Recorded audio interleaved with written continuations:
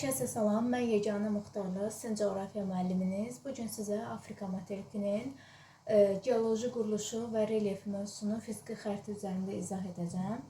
Əgər video sizin üçün faydalı olarsa, videonu bəyənməyi, kanala abunə olmağı və hər hansı sualınız yaranarsa da şərh bölməsində qeyd etməyi unutmayın. Keçək video izaha. Deməli, Afrika materiki sahəsinə görə ikinci böyük materikdir. 30,3 milyon kvadrat kilometr sahəsi var. Ərazisi 4 yarımkürədə şimal, cənub, deməli şimal, cənub, şərq və qərb yarımkürəsində yerləşir. Amma əsas hissəsi, böyük hissəsi şərq və deməli şimal yarımkürələrinə payına düşür. Daha sonra qeyd edirik, Afrika materiki Avrasiya materiki ilə qonşudur və Avrasiya materikindən Cəbəl-i Tariq boğazı, Aralıq dənizi, Süveyş kanalı, Qırmızı dəniz, Babil-Məndəb boğazı və Ədən körfəzi vasitəsilə ayrılır. Afrika materikini dünyanın ən uzun boğazı olan Mozambik boğazı Madagaskar adasından ayırır. Afrika materiki qərb hissədən Atlantik okeanı, şərq hissədən isə Hind okeanı suları ilə yuyulur. Ucqar nöqtələrinə baxaq. Materikin ucqar nöqtələri şimalda Bensekka, Tunisin ərazisinə düşür. Cənubda İynəburnu, Carın, yəni Cənubi Afrika Respublikasının ərazisinə düşür. Şərqdə Ras Xəfun, Somalinin ərazisinə, qərbdə isə Almadi, Senegalın ərazisinə düşür. Ümumiyyətlə, Afrika materiki qədim Gondwana qurusunun parçasıdır və onun əsas hissəsində mərkəzində yerləşir və relyefini öyrənəndə Afrika materikini iki hissəyə ayırırıq.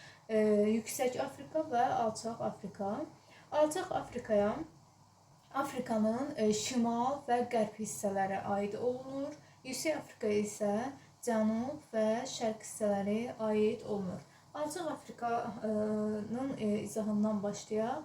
Afrika materikini şimal və qərb hissələrinə əhatə edir. Əsasən alçaq Afrikada denudasiyon düzənliklər, akkumulyativ düzənliklər ilə əhatə olunmuşdur.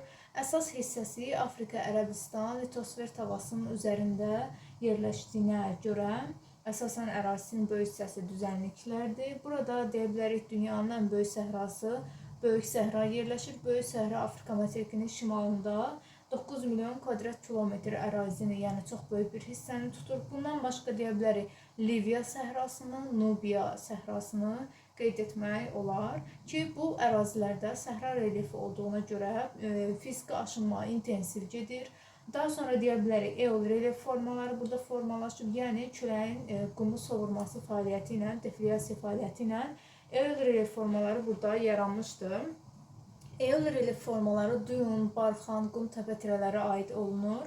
Daha sonra burada Şahid dağları qeyd etmək olar ki, Əxəqqar yaylasında, Tibesti yaylasında və Darfur yaylasında Şahid dağlar formalaşıb. Şahid dağların hündürlükləri 2000-3000 metr arası dəyişir. Ümumilikdə fikir versək, burada relyefin əmələ gəlməsində çayların rolu çox zəifdir. Buranın çayları, böyük çayları isə Nil çayı, deməli Senegal çayı, Niger çayı qeyd edə bilərik və burada Volta çayını qeyd etmək olar.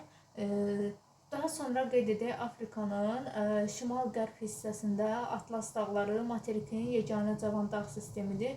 Ən hündür zirvəsi Tuqqaldı 4165 metrdir. Atlas dağları Alp Himalayın ən qərb başlanğıcı hesab olunur və Aralıq dənizi sahilində yerləşir. Əlavə olaraq qeyd edə bilərik ki, deməli Greenwich meridianı ilə kəsişdiyinə görə Atlas dağları 3 yarımkürədə yerləşən dağ hesab olunur. Daha sonra qeyd edək burada Qvineya körfəzi sahili ərazilərində yerləşən Kamerun vulkanı, hündürlüyü 4070 metr olan fəal vulkan hesab olunur. Və burada Kongo çökəkliyini də qeyd etmək olar ki, alçaq Afrikada əsas relyef formalarından biridir. Ekvator xətti ərazisində yerləşir. Kongo çökəkliyinin burada Kongo çay sistemi formalaşıb. Kənar hissələri hündür olduğuna görə həmin Kongo çayında çox saylı astana və şəlalələrə rast gəlinir. Alçaq Afrikada materikin alçaq nöqtələri yerləşir ki, bunlara Cibutin ərazisində yerləşən Assal gölünün -157 metr, və Misrin ərazisində yerləşən Kattaranı mənfi 133 metri misal göstərmək olar. Daha sonra baxaq Yüksək Afrikaya. Yüksək Afrikaya isə qeyd etdiyimiz kimi cənub hissə və şərq hissəyə aid olunur. Deməli, burada şərq hissədə xüsusilə nəyi qeyd etmək olar?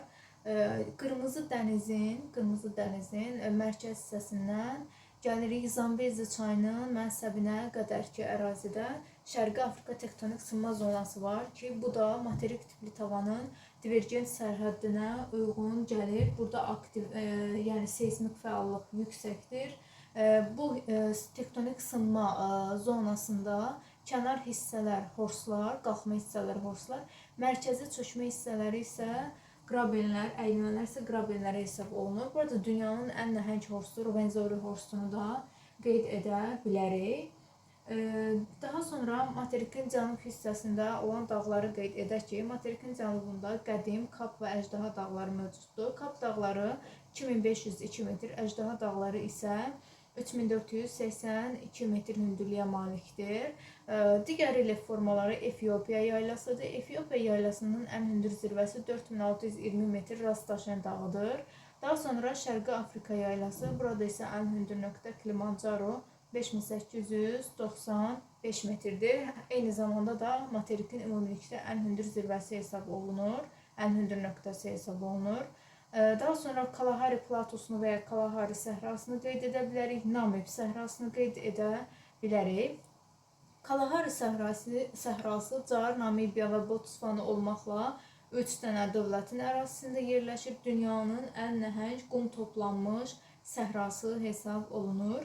Namib səhrası isə bir növ Atakama səhrasına bənzəyir. Yəni, deməli, Afrikanın qərb hissəsində soyuq Bengel cərəyanının təsiri ilə formalaşan səhradır ki, burada da eol prosesləri və viski aşınma intensiv olacaq.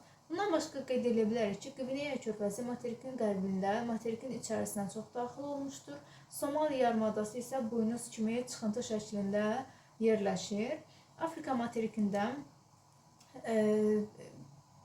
hansı faydalı qazıntılar var, onları qeyd eləyək. Materikin şimalında deməli Liviyadır, Əlcəzairdir, Liviyadır, daha sonra Nigeriyadır. Bu ölkələrdə neft və qaz ehtiyatı mövcuddur. Mərakeşin ərazisində fosforit ehtiyatı mövcuddur.